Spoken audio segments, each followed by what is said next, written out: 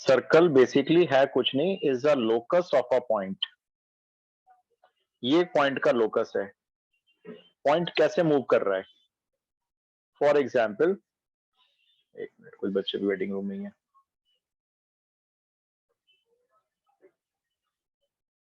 जैसे ये आपका एक सर्कल है मान लीजिए, ठीक है। अब इसमें एक फिक्स पॉइंट होता है जिसको आप सेंटर कहते हो, ये।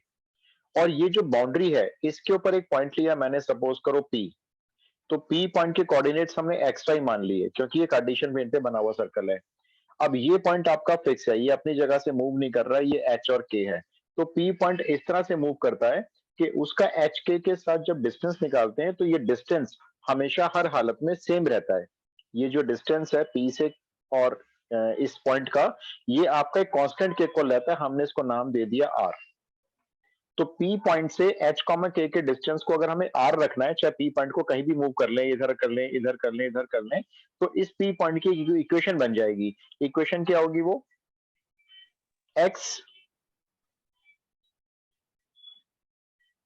X minus h whole square plus y minus k whole square equal to distance r का स्क्वायर। ये हमारी इक्वेशन बन जाएगी। इसी को जब इक्वेशन बनती है ना, इसी को आप अपनी सर्कल की इक्वेशन कहते हो। ये सर्कल की इक्वेशन हो गई, ठीक है। तो ये एक हमारा पहला फॉर्मूला हो गया, मतलब एक तरह से।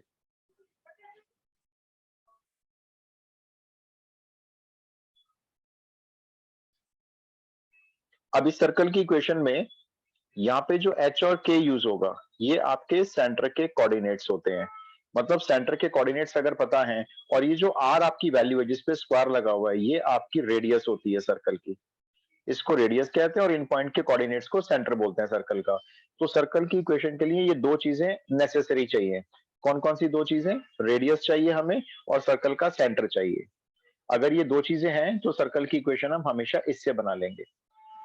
अच्छा, एक चीज तो ये हो गई, आप नोट करते जाना, पहले कुछ मैं बेसिक ऑर्डर कंसेप्ट कवर कर लूं। फिर आती है standard form of the circle.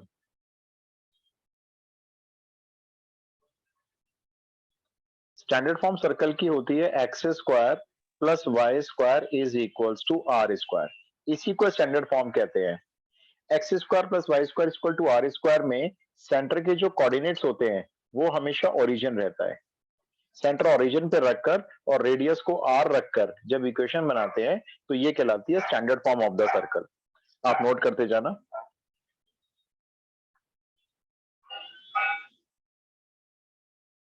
इसी के आप नीचे लिख लो जनरल इक्वेशन।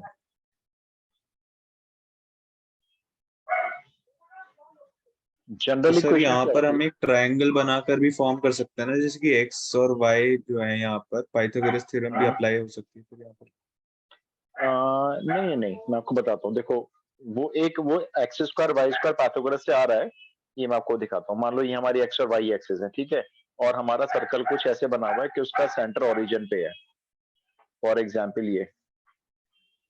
तो आपका जो पी पॉइंट है ना, वो इस सर्कमफेरेंस पे कहीं भी मूव कर सकता है। मान लो वो यहाँ मूव करता है, पी पॉइंट जिसकी कोऑर्डिनेट्स एक्स वाई है, ये। और ये आपकी रेडियस आर है, तो इसमें पाइथागोरस थ्योरम नहीं लग पाएगी ना। अब ये तो आर रहेगी चारों तरफ से। ये पाइथागोरस तब लग पाएगी जब आप पॉइंट पी पॉइंट को यहाँ रखोगे, तो पाइथागोरस से नहीं बनेगा।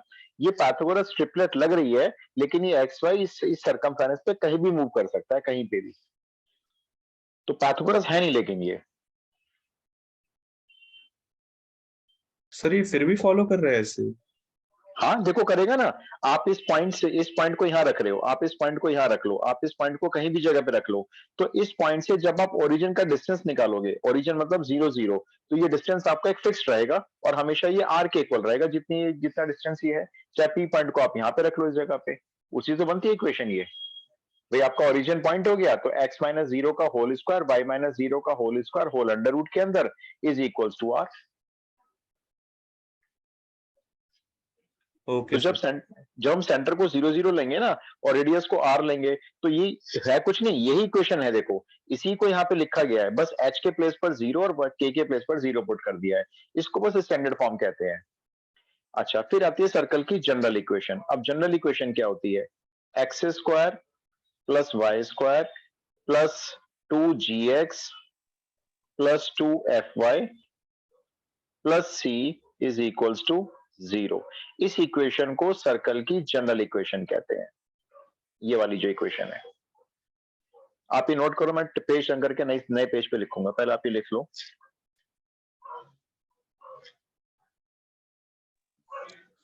सर हाँ जी, सर मेरे को इंटीग्रेशन से डाउट पूछना था। इंटीग्रेशन डाउट ऑफलाइन क्लास में पूछ लेना यार, बाकी बच्चे डिस्टर्ब हो जाएंगे ना ऑनलाइन में। आप परसों पूछ लेना, ठीक है परसों सर। ऑफलाइन ही रखूंगा ना। सर मेरे को भी पूछना है, मैं ठीक भी है सर। परसों पूछूंगा। हाँ परसों पूछ लेना। आज जो संयम की पूछते हैं, प्रॉब्लम काफी हद तक सॉर्ट आउट हो गई होगी, मैं बात कर लूंगा अभी संयम से।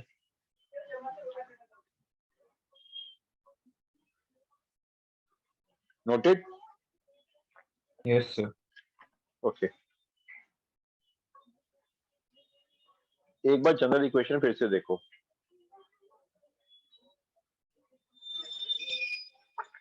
एक्स स्क्वायर, ब्रैकेट की जरूरत नहीं है, x square plus y square plus 2gx plus 2fy plus c equal to 0। जब भी हम ये होल स्क्वायर खोल देते हैं ना, ये वाले अगर हम होल स्क्वायर खोल दें फर्स्ट इक्वेशन के, तो ये फॉर्म इस फॉर्म में कुछ आ जाती है। इसी को हम इक्वेशन की, सर्कल की जनरल इक्वेशन कहते हैं। अब इक्वेशन को देखकर आप सेंटर के कोऑर्डिनेट्स कैसे बताओगे? तो सेंटर के कोऑर्डिनेट्स होंगे इसमें -g -f, मतलब जो x का कोफिशिएंट होगा ना, उसको डिवाइड 2 करेंगे पहले।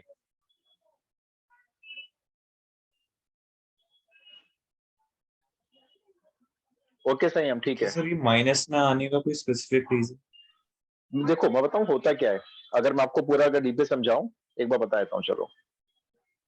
और रेडियस भी बता देता हूं, रुको पहले। रेडियस होती है g square plus f square minus सी।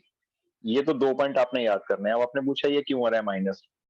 एक्चुअल में ना इस इक्वेशन को ऐसे लिखा जाता है, x square plus 2gx y square plus 2fy, और जो ये प्लस सी है ना, ये उधर जाके बन गया माइनस सी। फिर क्या करते हैं, इस एक्स स्क्वायर प्लस 2gx में अपनी तरफ से जी स्क्वायर ऐड करते हैं, और ये जो वाई स्क्वायर प्लस 2fy था, इसमें अपनी तरफ से एफ स्क्वायर ऐड करते हैं। जो एलएचएस में ऐड किया वो आरएचएस में भी ऐड करते हैं, देखो इधर भी ऐड किया। ऐसा करने से ये बन गया एक्स प्लस जी का होल स्क्वायर, और ये बन गया y प्लस एफ का होल स्क्वायर इक्वल्स टू बन गया ये g square plus f square minus c under root का होल स्क्वायर। ऐसे बन गया ये। अब आप इसको ऐसे लिख सकते हो, देखो x माइनस माइनस जी का होल स्क्वायर, ठीक है ना। और आप इसको लिख सकते हो y माइनस माइनस एफ का होल स्क्वायर, और इधर ये सेम अंडर रूट का होल स्क्वायर। अब हमने क्या किया, इसको इसी फॉर्म में बना लिया जो ये वाली ओरिजिनल फॉर्म होती है। अब इसमें देखो x में से जो h माइनस हो रहा है वो सेंटर है, और जो y में से k माइनस हो रहा है वो सेंटर का दूसरा कोऑर्डिनेट है। अब आप अपना कंपेयर कर लो इससे, x में से माइनस जी माइनस हो रहा है, तो आपके सेंटर के कोऑर्डिनेट्स माइनस जी माइनस एफ हुए, और जो ये अंडर रूट के अंदर होल स्क्वायर लगा हुआ है, ये जो वैल्यू है पूरी, ये आपकी रेडियस है। वही मैंने देखो यहाँ पे लिखा हुआ है ऊपर। तो ये मतलब कोई ज्यादा जरूरी नहीं था, ओके इसका मैं करा नहीं रहा था। तो आपको बस ये पॉइंट याद रखना है, इंपॉर्टेंट चीज ये वाली है, आपको ये याद रखना है, जनरल इक्वेशन और रेडियस और सेंटर, काम ये आएगा आपके क्वेश्चंस में। अभी नोट कर लो, 3-4 चीजें और बतानी है। सर, नीचे वाला पार्ट नोट करना। नहीं रहने दो, ये वाला ना, ये वाला मत रहने दो, जरूरत नहीं पड़ेगी, मैं लिखवाया था वरना आपको। मैं प्रूफ भी आपको ये बताऊंगा जो बहुत जरूरी लगेंगे ना मुझे। Okay sir. अच्छा, आगे चलते हैं।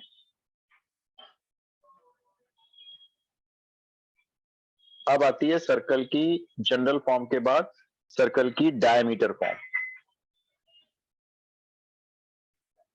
अब ये डायमीटर फॉर्म क्या होती है, हमें एक सर्कल की इक्वेशन निकालनी है, ठीक है। अब सर्कल की इक्वेशन मान लो ये है आपका सर्कल है, और हमको इसमें सेंटर के कोऑर्डिनेट्स नहीं दिए गए।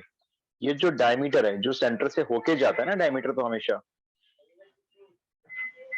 इसके हमें एंड पॉइंट्स दिए हुए हैं, एंड पॉइंट्स डायमीटर के, जैसे ये ए और ये बी। ए पॉइंट है x1 y1, और बी पॉइंट है x2 y2। मतलब ए बी जो वो लाइन है वो बेसिकली सेंटर से निकल के गई है, तो डायमीटर है। अगर मैं आपको कोई फॉर्मूला नहीं बताऊंगा तो आप क्या करोगे, सुनो। पहले ये तो डिस्टेंस ए मिड बी पॉइंट निकाल फॉर्मूला लो। लगा देंगे। बिल्कुल सही। डिस्टेंस निकाल के ना ये तो आपका डायमीटर आ जाएगा, इसको डिवाइड 2 कर लेना तो ये रेडियस बन जाएगी। और जैसे आपने बताया ए और बी का मिड पॉइंट निकाल लेना तो आपका ये सेंटर आ जाएगा, mid point of A and B से। ठीक है, अब सेंटर आ गया, रेडियस आ गई। जब दोनों चीज आ जाएंगी फिर आप अपनी ये वाली पहली वाली क्वेश्चन में आओगे। देखो इसमें आ जाओगे, यहां रख देना मिड पॉइंट के कोऑर्डिनेट्स एच और के की जगह, और यहां रख देना रेडियस की वैल्यू और होल स्क्वायर खोल देना, तो आपकी सर्कल की इक्वेशन बन जाएगी। इसी कॉन्सेप्ट से डायमीटर फॉर्म बना दी जाती है। तो डायमीटर फॉर्म का फायदा ये होता है, आपको कोई रेडियस नहीं निकालनी, कोई सेंटर के कोऑर्डिनेट्स नहीं निकालने, सीधा इक्वेशन लिख देनी है। तो इसका फायदा ये होगा, आप इक्वेशन ऐसे लिखेंगे, देखो x माइनस x1 यानी जो डायमीटर का पहला कोऑर्डिनेट है ना x का, वो x में से माइनस हुआ, इसी के मल्टीप्लाई में x माइनस x2, फिर x में से ये वाला कोऑर्डिनेट माइनस हुआ, फिर plus similarly y minus y1 और y minus y2 and equals to 0। आप इसमें डायरेक्ट पुट कर देना डायमीटर के कोऑर्डिनेट्स, तो आपकी ये डायमीटर फॉर्म कहलाती है। थोड़ा सा इससे जल्दी हो जाएगा, बस और कुछ नहीं। एक्स हाँ, बोलो। कॉमा वाई सेंटर के कोऑर्डिनेट है। नहीं नहीं, एक्स वाई तो सर्कल के ऊपर कोई जनरल पॉइंट है, यहां पर कहीं भी कोई पॉइंट हो सकता है। वो एक्स वाई तो हमेशा जनरल पॉइंट होता है ना, चाहे स्ट्रेट लाइन हो चाहे कोई भी कर्व हो। अब ये पी पॉइंट कहीं भी मूव कर सकता है। और आपको बताऊं ये कॉन्सेप्ट क्या लगाया है, थोड़ा सा बता देता हूँ। चलो, जैसे ना पी से इसको ज्वाइन कर लिया, पी पॉइंट कहीं भी हो सकता है सर्कल की सरकमफेरेंस पे, और पी से बी को ज्वाइन कर लिया। अब आपको याद होगा 10th क्लास में ये सेमी सर्कल बन गया, तो सेमी सर्कल में जो बना हुआ एंगल होता है ना, ये राइट एंगल होता 90 है डिग्री हो जाएगा। है ना। तो इन्होंने कॉन्सेप्ट क्या लगाया है, एपी का स्लोप निकाला। कैसे निकालते हैं, देखो y minus y1 upon x minus x1, ये स्लोप हो गया एपी का। उसको मल्टीप्लाई कर दिया स्लोप ऑफ पीबी से, y minus y2 upon x minus x2, और दोनों के स्लोप के प्रोडक्ट को रख दिया -1 के इक्वल। इसको क्रॉस मल्टीप्लाई करके देख लो, ये इक्वेशन बन जाएगी। इन्होंने ऐसे बनाई है डायमीटर फॉर्म ये। ठीक है, आगे चले। Yes sir. एक मिनट सर। अच्छा, कर नोट कर लो।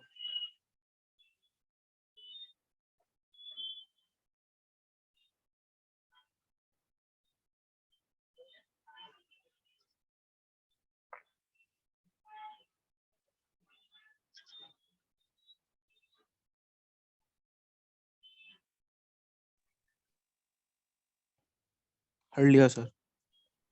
ठीक है, आगे चलते हैं।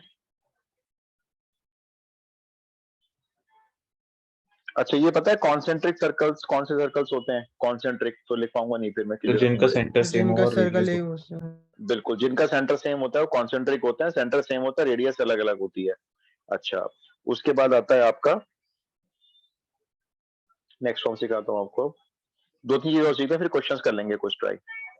जैसे ना ये आपका एक सर्कल है, मान लो ये इक्वेशन है, मैंने जनरल इक्वेशन लिख दी है। ये सर्कल है, तो हमें इस सर्कल में पता लगाना है length of intercept, length of intercept made by the circle on x axis। y को 0 डाल देंगे। करेक्ट। देखो मैं एक रफ फिगर बना के दिखाता हूं आपको। जैसे ये सर्कल है, सपोज करो ये एक्स और वाई एक्सिस है, और कोई सर्कल ऐसे बना हुआ है भाई, वो दोनों एक्सिस को कट कर रहा है। फॉर एग्जाम्पल ये हमारा सर्कल है ऐसे, ठीक है, ऐसे कट कर रहा है। तो ये एक्स एक्सिस पे देखो किस पॉइंट से किस पॉइंट तक कट कर रहा है, यहां से ए से लेकर बी तक। तो ये इंटरसेप्ट हो गया जो सर्कल ने बनाया एक्स एक्सिस पे, इसकी लेंथ चाहिए। तो जैसे बताया यश ने कि आप क्या करोगे, इसकी इंटरसेप्ट निकालने के लिए y को 0 डाल दोगे, जैसे ये 0 हो जाएगा, ये 0 हो जाएगा, तो आपके पास जो इक्वेशन बचेगी वो ये रह जाएगी, x square plus 2gx plus c equal to 0। ये रह जाएगी ना इक्वेशन। अब आपको अगर इसकी लेंथ निकालनी है कि लेंथ ऑन एक्स एक्सिस कितनी है, तो इसकी लेंथ हो जाएगी, इसमें देखो क्या करते हैं, क्वाड्रेटिक इक्वेशन बन जाती है। ये क्वाड्रेटिक बन गई ना, इसमें धराचार्य लॉ लगाते हैं और एक्स की वैल्यू निकाल लेते हैं। ये वाला लॉ होता है ना, माइनस बी फिर plus minus under root b square minus 4ac, ये आ जाती है अपॉन 2a।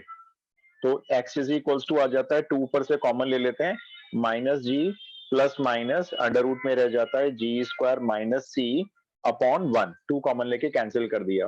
तो यहाँ पे ना x की दो वैल्यू आएंगी, देखो एक ये आ जाएगी minus g plus under root g square minus सी, और एक आ जाएगी माइनस जी minus under root g square minus सी। तो एक पॉइंट ये वाला हो गया और एक पॉइंट ये वाला हो गया।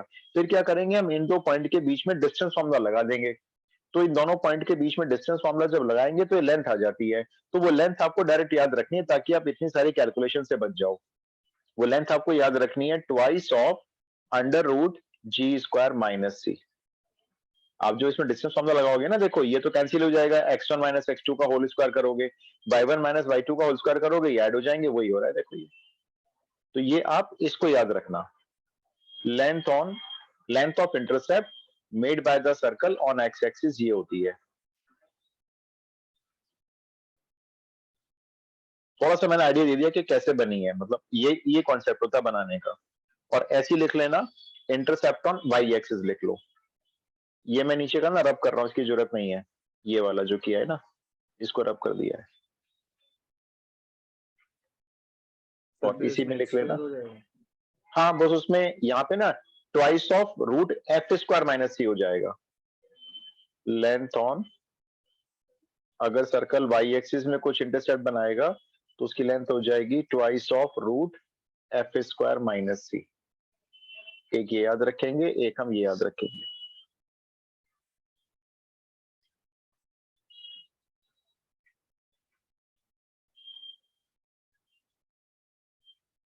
अच्छा एक बात बताओ, अगर सर्कल वाई एक्सिस को टच कर रहा है, मान लो, मतलब सर्कल कुछ ऐसे है, मैं आपको दिखाता हूं बना के। एक जैसे सर्कल आपका ये है, ऐसे है देखो, और ये टच कर रहा है वाई एक्सिस को, तो बताओ इसमें इंटरसेप्ट की लेंथ क्या आएगी? अब वाई एक्सिस के इंटरसेप्ट की लेंथ क्या होगी?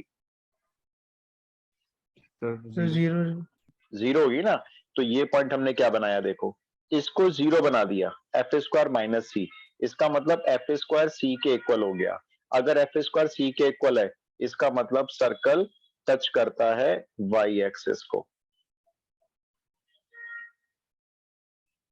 और इसी तरह से अगर जी स्क्वायर सी के इक्वल हो जाए तो सर्कल टच करता है एक्स एक्सिस को।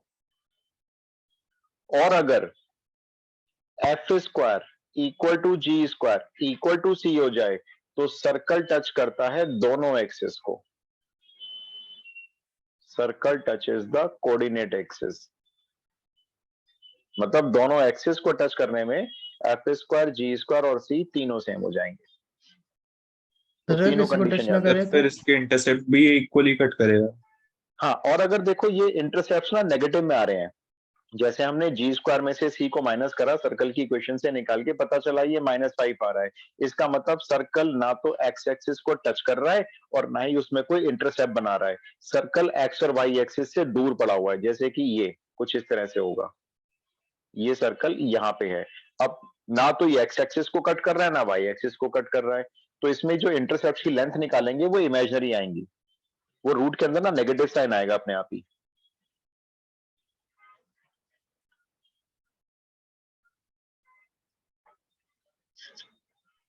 सर अगर एफ स्क्वायर और सी की वैल्यू सेम नहीं हुई तो?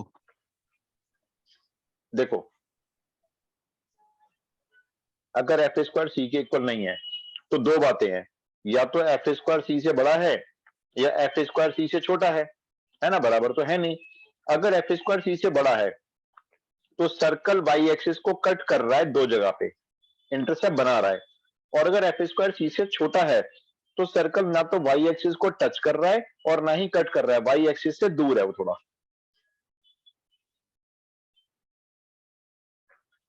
समझे?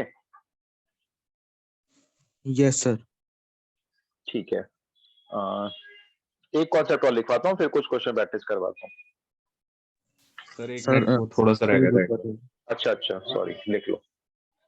ये मैं ना फालतू का रब कर देता हूँ, थोड़ा दिमाग से नहीं चलेगा नहीं तो।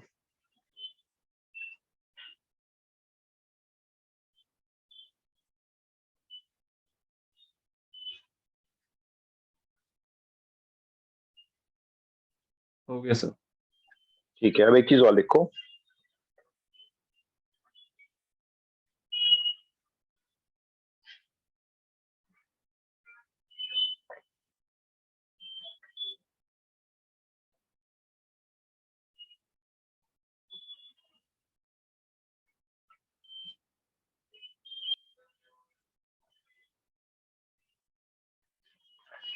Concyclic points,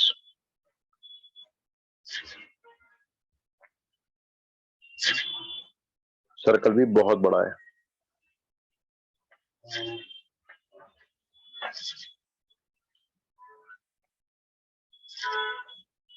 tangents, normals, tangents भी डिफरेंट डिफरेंट फॉर्म्स में बहुत सारी हैं।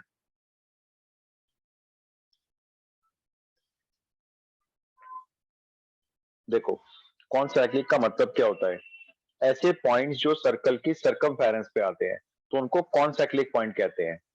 मतलब एक ही सर्कल की सर्कमफेरेंस पे आना। जैसे मान लो हमारे पास पॉइंट्स हैं ए, बी, सी, डी, मान लो ये 4 पॉइंट है, lie on the same circle.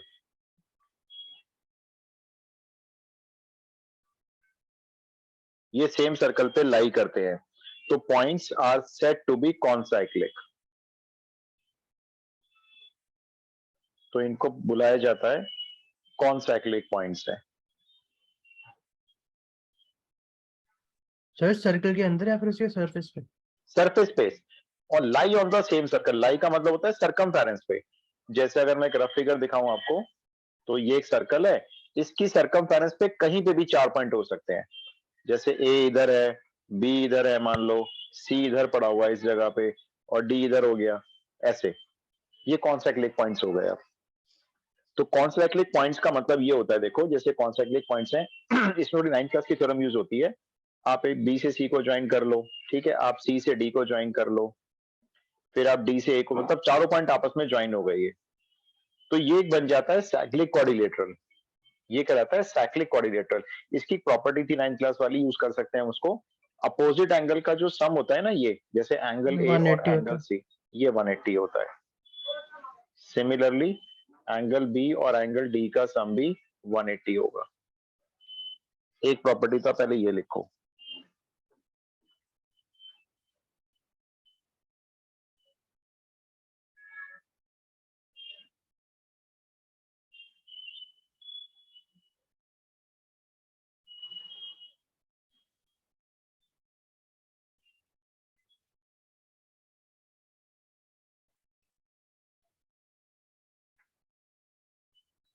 लिख लिया ये? नहीं सर, एक मिनट। लिख लो लिख लो, फिर बस एक चीज और लिखवाता हूँ इसमें।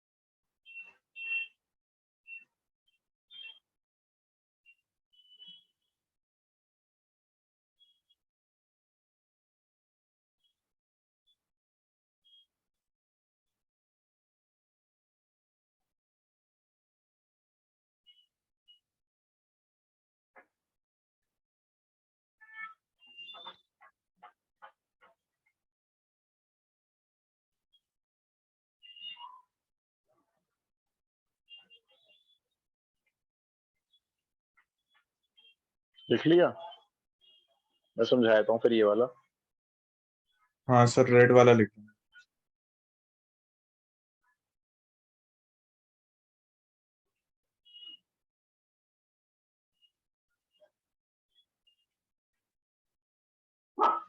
देखो मैंने ना यहाँ पे 2 लाइन की इक्वेशन लिखी, a1x b1y plus c1 equal to 0, a2x b2y plus c2 equal to 0। मैं इसको एक आपको फिगर से भी दिखा देता हूँ।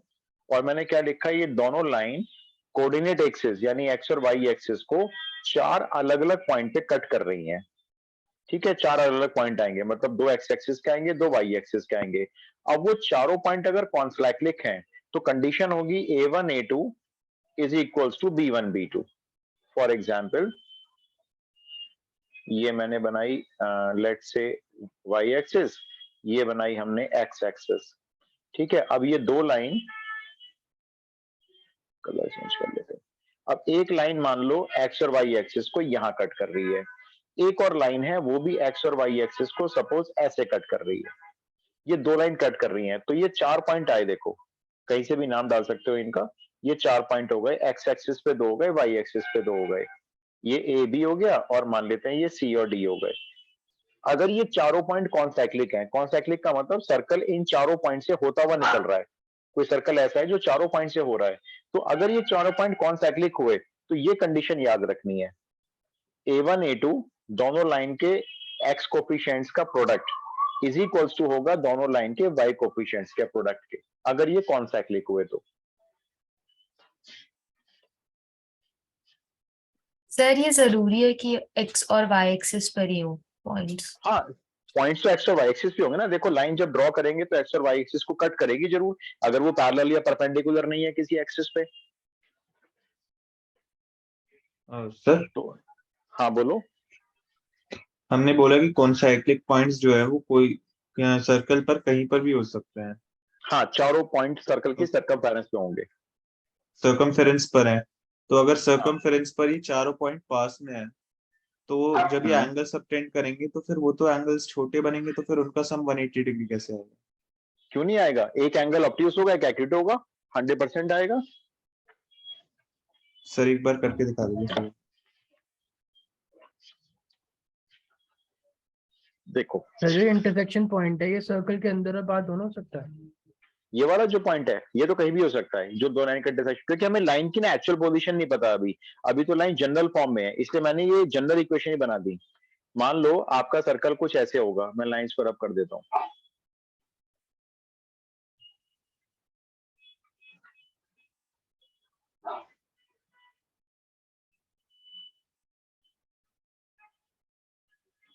ये सर्कल होगा मान लो आपका ऐसा,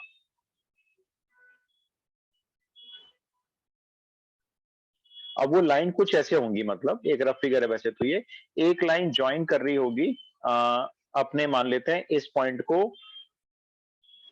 और इस पॉइंट को, ये हो गई हमारी फर्स्ट लाइन, और जो सेकंड लाइन होगी सपोज करते हैं वो इस तरह से होगी, वो सर्कल के इस पॉइंट से इस पॉइंट को ज्वाइन कर रही होगी, ये ऐसे होगी।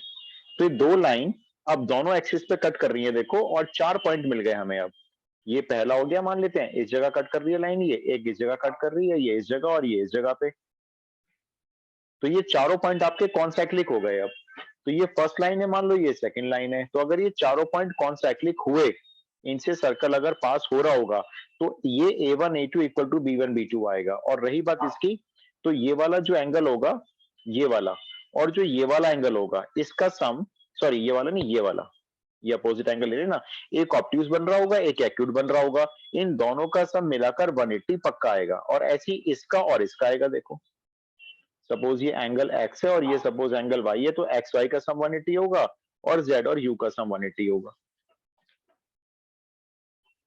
वो डिपेंड करेगा क्वेश्चन की इक्वेशंस के ऊपर, क्या इक्वेशंस आ रही हैं अभी। Okay sir. ठीक है, अब इसमें एक चीज और लिखो बस आप, फिर इतने पॉइंट्स आपको लेकिन याद करने हैं, देखो क्योंकि बहुत सारे पॉइंट्स हैं सर्कल में भी, बहुत सारे। अब मान लो मैंने कहा भाई ठीक है, ये जो लाइन है ये कॉन्साइक्लिक पॉइंट दे रही है हमको, अब ये कहेंगे उस सर्कल की इक्वेशन बनाओ, वो जो सर्कल है उसकी इक्वेशन चाहिए होगी इन्हें। तो अगर हम जनरल कॉन्सेप्ट से करेंगे तो क्वेश्चन काफी बड़ा हो जाएगा।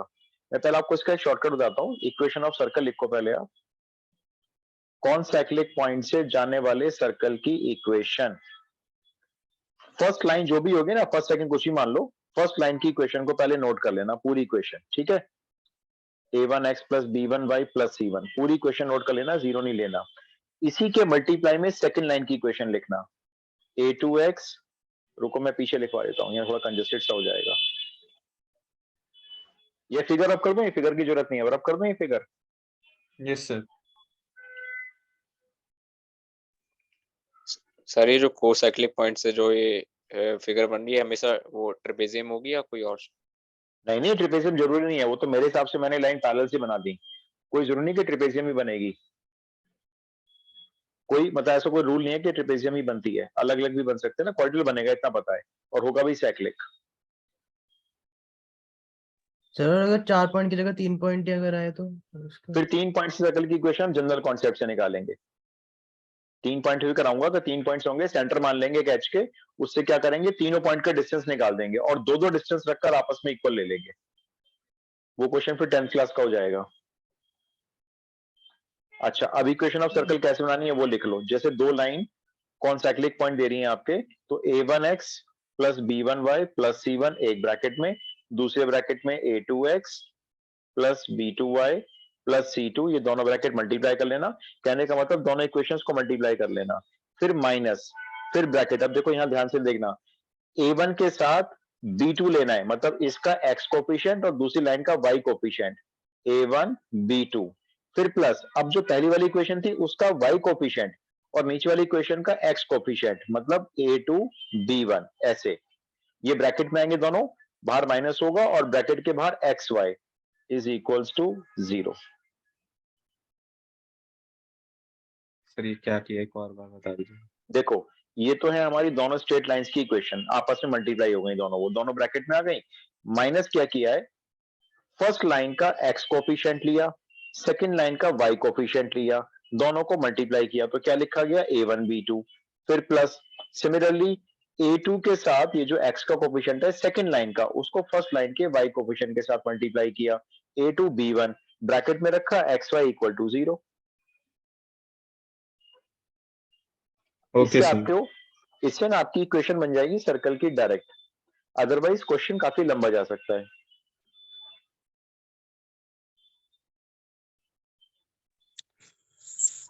सर हाँ बोलो पीयूष। सर ये कोऑर्डिनेट ज्योमेट्री में इतना हंग अप करने का काम क्यों है? बहुत है, अभी तो शुरुआत हुई है।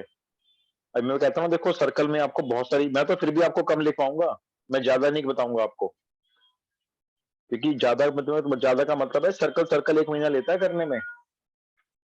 सर्कल मतलब कोऑर्डिनेट ज्योमेट्री मैंने पहले कहा था, देखो बड़ा चैप्टर है, काफी बड़ा चैप्टर है, तो थोड़े बहुत तो देखो याद रखने पड़ेंगे भाई, और कोई ऑप्शन है नहीं ना।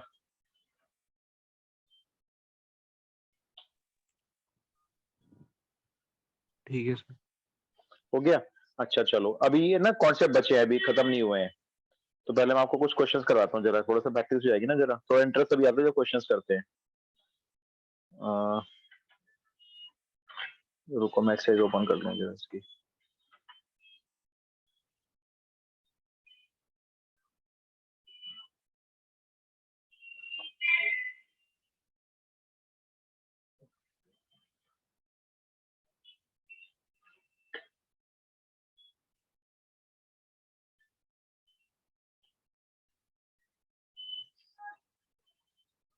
पहला क्वेश्चन,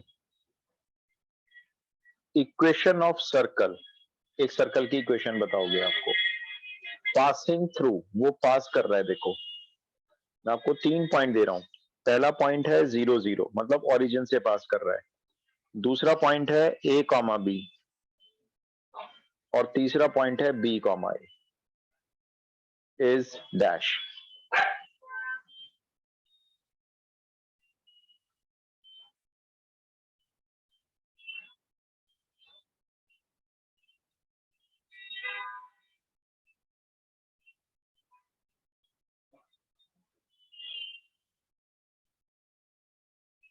सर ये हमें बताना। हाँ हाँ, कहो तो मैं एक फिगर में बताता हूं आपको, देखो जैसे ये आपका, सर डायमीटर और फॉर्म लगा देंगे। ये दोनों पॉइंट डायमीटर हैं, ये कंफर्म कैसे होगा, सर्कल कुछ ऐसे ओह होगा सर। मान लो, जैसे ये है ना सर्कल कुछ ऐसे होगा, तो अब जैसे ये वाला पॉइंट मेरे को प्लॉट करना है ए बी, सर्कल इससे पास कर रहा है, तो सर्कमफेरेंस में मान लो यहाँ पे हो सकता है वो ए बी, और बी है फिर आपका मान लो यहाँ हो सकता है, और एक आपका ये ओरिजिन हो गया। अब सर्कल 3 पॉइंट से पास कर रहा है, जो नारायण का क्वेश्चन था ना कि सर्कल 3 पॉइंट से पास करेगा तो इक्वेशन कैसे आएगी। अब देखो आप क्या करो, आप यहाँ पे एक सेंटर मान लो, इसका पता नहीं अब क्या सेंटर होगा इसका, लेट से एच के, ठीक है, एच के से तीनों पॉइंट के डिस्टेंस इक्वल होंगे, जैसे h square plus k square origin से distance is equals to h minus a का whole square plus k minus b का होल स्क्वायर, ये डिस्टेंस, फिर is equals to h minus b का होल स्क्वायर और k माइनस a का whole square. मैंने क्या किया है, तीनों डिस्टेंस को इक्वल रखा है लेकिन अंडर रूट नहीं लगाए क्योंकि वो स्क्वायरिंग हो गई पूरी इक्वेशन पे। ये बात समझ में आई?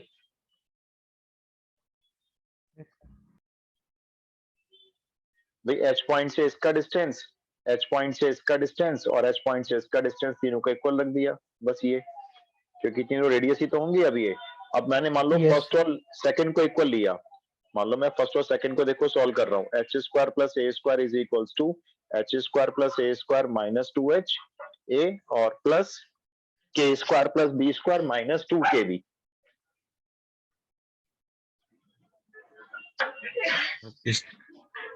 इन दोनों को इक्वल रख लेते हैं तो इसको क्या होगा, इसको आपको सॉल्व करने से एच के में एक इक्वेशन मिल जाएगी। ये के स्क्वायर एच स्क्वायर आपस में कैंसिल हो गए, ये इक्वेशन आ जाएगी 2ha plus 2kb is equals to a square plus b square. ये एक इक्वेशन आ गई। ऐसी दूसरी इक्वेशन आप क्या करोगे, एच के को इसके इक्वल रख लोगे तो उसमें इक्वेशन पता है क्या आ जाएगी, वो ये आ जाएगी 2hb plus 2ka is equals to फिर से वही ए स्क्वायर प्लस बी स्क्वायर। ये आ जाएगी दूसरी इक्वेशन जब आप इसको फर्स्ट को लास्ट के इक्वल रखोगे। पहली इक्वेशन को एक काम करते हैं, नहीं दोनों इक्वेशन को ऐड ही कर देते हैं। देखो ऐड करेंगे तो क्या आ जाएगा 4ha प्लस बी, कुछ फायदा नहीं होगा ऐड करने से, चलो ऐड कर लिया वैसे मैंने, देखते हैं। ये भी 4k a प्लस बी, ये हो गया twice of a square plus b square, फिर यहाँ से 4 और a प्लस बी डिवाइड में चले गए, h plus k is equals to आ गया a square plus b square upon twice of a plus b. ये आ गई h प्लस के की एक नई इक्वेशन। और एक बार इन दोनों इक्वेशन को माइनस कर लो, इसमें से इसको माइनस कर लो तो ये आ जाएगा 2h common a minus B और 2k common a minus B, है ना। ये ऐसे माइनस करने पर ये आ जाएगा, मतलब दोनों इक्वेशन को सॉल्व करने का तरीका आपका अपनी सोच है। और इधर 0 आ जाएगा, यहाँ से सर वहाँ 2a ऊपर माइनस 2h बी, नहीं है? सॉरी मैंने 4 कर दिया, ठीक कह रहे हो, ये 2 नहीं आएगा, ठीक है। अब यहां से हमने क्या किया, sorry 2a minus B common ले लिया तो h प्लस के 0 आ गया, सॉरी माइनस किया है ना, हाँ h माइनस के 0 आ गया तो h और k आपस में बराबर हो गए, इसका मतलब